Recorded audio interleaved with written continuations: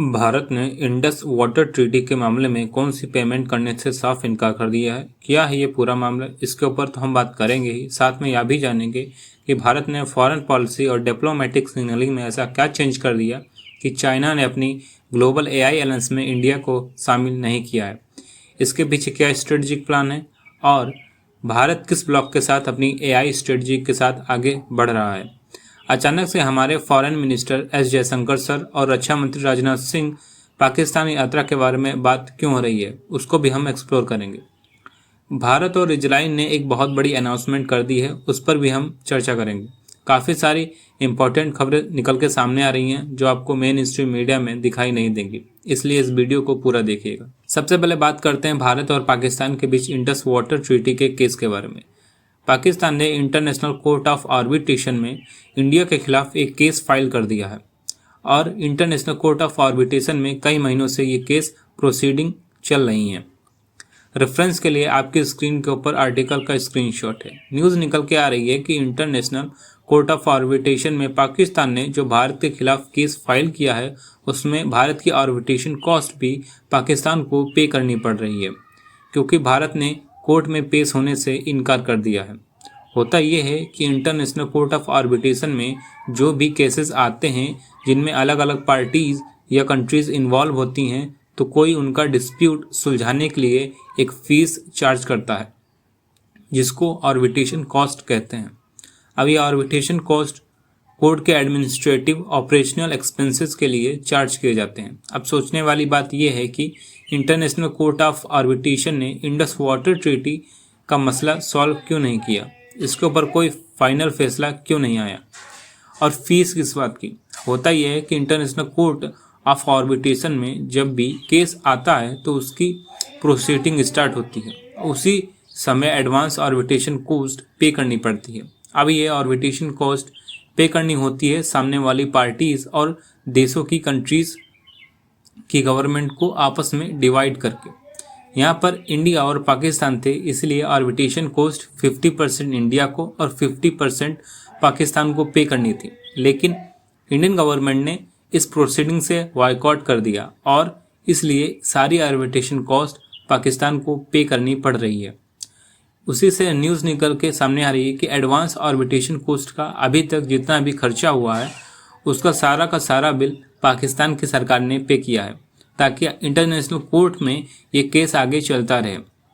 Indian government ने international court of arbitration की call के ऊपर इन प्रोसीडिंग्स का हिस्सा बनने से साफ इनकार कर दिया था। भारत ने इंटरनेशनल कोर्ट ऑफ आर्बिट्रेशन में अपना कोई भी रिप्रेजेंटेटिव अभी तक भेजा नहीं है।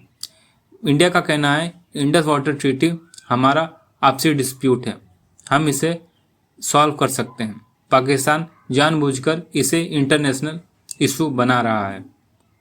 नेक्स्ट अपडेट निकल के आ रही है चाइना और इंडिया को लेकर। रेफरेंस के लिए आपकी स्क्रीन के ऊपर आर्टिकल का स्क्रीनशॉट है।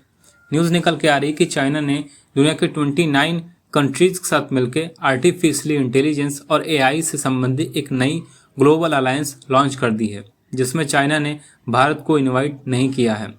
जैसे भारत ने इंटरनेशनल सोलर अलायंस बनाई थी, वैसे ही चाइना ने आर्टिफिशियल इंटेलिजेंस की अलायंस लॉन्च की है, जिसका नाम रखा गया है world artificial intelligence corporation organization यानी बाइको। चाइना हमेशा इस अलायंस में टोटल 29 देश ही रखना चाहता था। 29 देशों के रिप्रेजेंटेटिव्स ने चाइना आकर इस लॉन्च इवेंट में हिस्सा लिया है और चाइनीज़ प्रेसिडेंट शी जिनपिंग के साथ इस ग्लोबल अलायंस की पहली मीटिंग कंडक्ट की गई है। और चाइना का कहना है कि उनकी इस अलायंस का मकसद एआई की फील्ड में अमीर और गरीब देशों के बीच टेक्नोलॉजी गैप को कम करना है। अब जो ये 29 देश चाइना के साथ world artificial alliance of corporation organization का मेंबर बने हैं, वह काफ़ी इंपॉर्टेंट हैं। कौन कौन से देश इसमें शामिल हुए हैं? इसमें शामिल हुए हैं एशिया से टोटल 12 देश, China, Cambodia, Indonesia, Kazakhstan, Kyrgyzstan, Laos, Malaysia, Oman, Pakistan, Uzbekistan और थाईलैंड। इसके बाद अफ्रीकन कॉन्टिनेंट से भी 10 देश शामिल हुए हैं, Algeria, Cameroon, Congo, Ethiopia, Kenya, Lesotho और मोजाम्बिक। इसके अलावा सेनेगल, साउथ अफ्रीका और जाम्बिया हैं। इसके बाद यूरोप और लैटिन अमेरिका के टोटल 7 देश हैं: बेलारूस, ब्राज़ील, क्यूबा, निकरगुआ, रसिया, सर्बिया और वेनेजुएला। अब ये जितने भी तमाम देश हैं, इनमें से इस समय आर्टिफिशियली इंटेलिजेंस से रिलेटेड कंपनीज या मैन्युफैक्चरिंग इनके अंदर ऑलमोस्ट ना के बराबर होती है। अपने आप में अचंभा करने वाली बात यह है कि चाइना का यहाँ पर साफ नैरेटिव हमें देखने को मिल रहा है।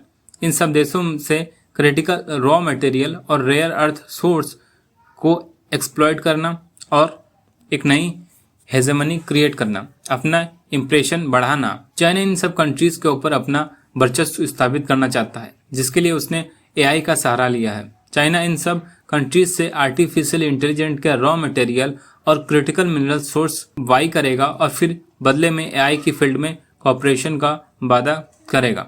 नेक्स्ट अपडेट आ रही है भारत और पाकिस्तान से संबंधित। भारत और पाकिस्तान दोनों एससीओ संगठन का हिस्सा हैं। न्यूज निकल के आ रही है कि पाकिस्तान में एससीओ संगठन की एक बॉर्डर से रिलेटेड मीटिंग हुई है, जिसमें सभी एससीओ कंट्रीज के बॉर्डर सर्विसेज के हेड को इनवाइट किया गया है। इसमें न्यूज निकल के आ रही है कि पाकिस्तान ने इस मीटिंग को करने में भारत को भी इनवाइट किया है। भारत ने इस मीटिंग में हिस्सा लेने के लिए अपने रिप्रेजेंटेटिव्स को भी भेजा था। अभी तक इंडियन गवर्नमेंट ने खैर ये नहीं बताया है कि पाकिस्तान में हुई इस मीटिंग में भारत से किसको भेजा गया है। यह पता चला है कि पाकिस्तान की तरफ से पाकिस्तान की सरकार ने एससीओ मीटिंग कंडक्ट करने के बाद एक प्रेस रिलीज जारी की है, जिसमें बताया है कि कौन कौन देशों से यह मीटिंग अटेंड की है। इस प्रेस रिलीज में भारत का नाम भी शामिल है। भारत से भी इस मीटिंग में हिस्सा लेने के लिए कोई गया था। इसके साथ यह भी न्यूज़ निकल के आ रही है कि इस साल के सितंबर महीने में पाकिस्तान के पास एससीओ संगठन की मेंबरशिप और चेयरमैनशिप दोनों आ जाएंगी। सितंबर में एससीओ की प्रेसिडेंटी के बाद एससीओ देशों की जो भी मीटिंग्स होंगी, प्रेसिडेंट, प्राइम मिनिस्टर की, फॉरेन मिनिस्टर की, डिफेंस मिनिस्टर की, ये सारी मीटिंग और मेन एससीओ समिट अगले साल पाकिस्तान कंडक्ट कर रहा है। यानी पाकिस्तान इस बार का एससीओ होस्ट करेगा। उस समय यह देखना इंटरेस्टिंग होगा कि भारत के फॉरेन मिनिस्टर और defence minister SCO meeting attend करने के लिए पाकिस्तान जाते हैं या नहीं जाते हैं।